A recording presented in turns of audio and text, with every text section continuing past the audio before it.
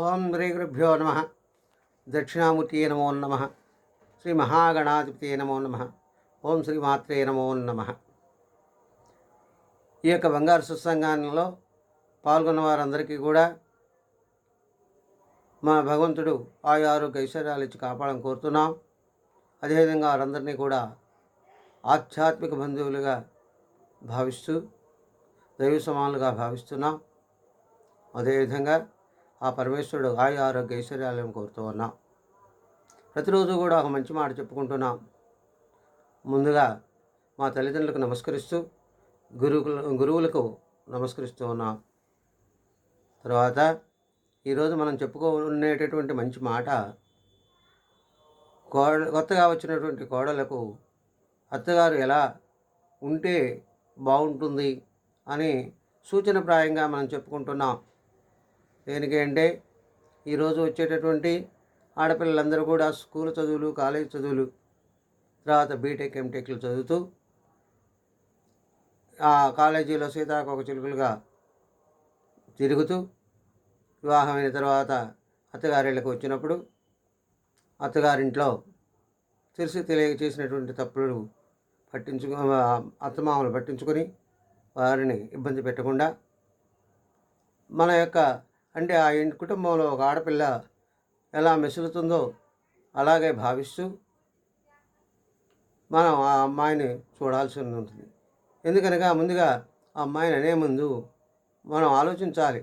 మన అమ్మాయి అత్తగారింటికి పోతే ఆ అత్తగారి కనుక ఏదైనా తెలిసి తెలియక అంటే పొరపాట్ల వల్ల అన్నదనుకోండి, మన అమ్మాయి చేసిన పొరపాట్ల వల్ల ఆ అమ్మాయిని అత్తగారు అంటే ఎలా మన అమ్మాయి బాధపడుతుందో అదేవిధంగా ఇంకొక ఇంటి నుంచి వచ్చిన అమ్మాయి కూడా మనం అంటే ఇలాగే బాధపడుతుంది అనేటటువంటి ఆలోచనతో ఉండాలి.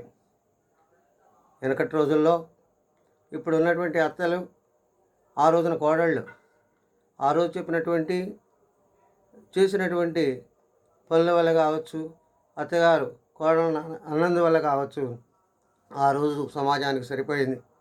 ఈరోజు సమాజంలో పిల్లలందరూ చదువుకుంటున్నారు. వాళ్ళకి సహనం తక్కువగా ఉంటుంది. ప్రతిదానికి ఆవేశపడే పరిస్థితి వస్తుంది. కాబట్టి వాళ్ళు వివేకము కోల్పోయే పరిస్థితి వస్తుంది.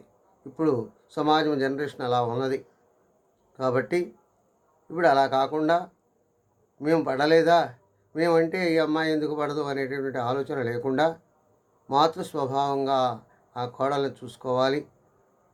అదేవిధంగా ఏదైనా తెలియక చేసినటువంటి తప్పులు అత్తగారు కావచ్చు, భర్త కావచ్చు, మామగారు కావచ్చు, ఇంటి ఆడబిడ్డలు కావచ్చు, ఇవన్నీ కూడా మన ఇంట్లో ఆడపిల్ల చేస్తే మనం సమర్థించుకోవటం లేదా అని ఆలోచిస్తూ ఆ అమ్మాయి చేసిన తప్పులను ఆవేశంతో కాకుండా లాలనా పాలనతో వివరించి చెప్పాలి.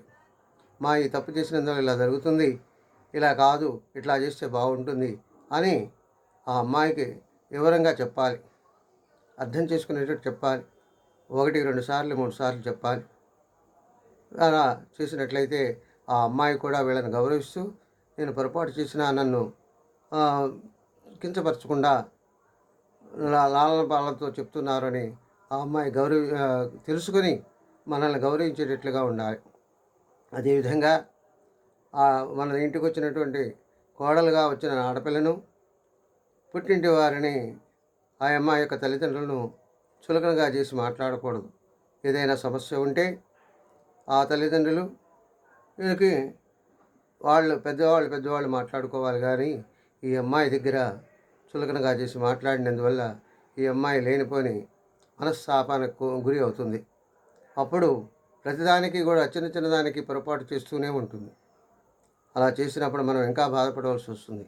అలా కాకుండా అమ్మాయికి నచ్చచెబుతూ మన మంచి మార్గంలో మనం చెప్పుకుంటూ మనకు కావలసినటువంటి విషయం ఇక్కడ ఎలా చేస్తే బాగుంటుంది ఈ కుటుంబంలో అని చేయవలసిన విషయాలన్నీ కూడా ఆ అమ్మాయి చేత చేపించుకుంటూ ఆనందంగా ఉంటే బాగుంటుంది.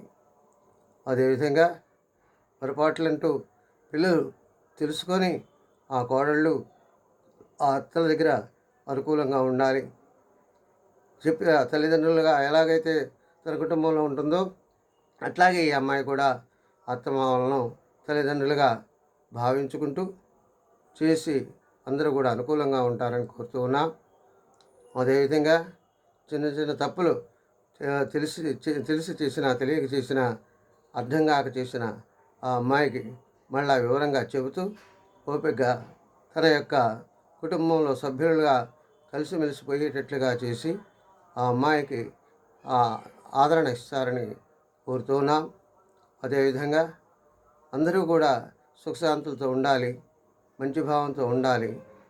చిన్నప్పుడు మనం మొదట్లో పెట్టుకునేటువంటి ఆలోచన విభేదాలు వచ్చినప్పుడు పెరిగి పెద్దయ్యి మహావృక్షమై అక్కడ వేరే పరిస్థితులకి దారితీస్తుంది. కాబట్టి అలా కాకుండా ఎప్పుడూ కూడా ఆలనా పాలనాతోటి ఆ అమ్మాయిని చూస్తూ తర్వాత ఆ అమ్మాయికి వివరంగా చెప్పుకుంటూ అత్తమామలు, భర్త అందరూ కూడా, ఆడబిడ్డలు, కుటుంబ సభ్యులందరూ కూడా కొత్తగా వచ్చినటువంటి అమ్మాయిని కలిమిడిగా కలుపుకొని పోతారని తెలియచేస్తూ స్వస్తి.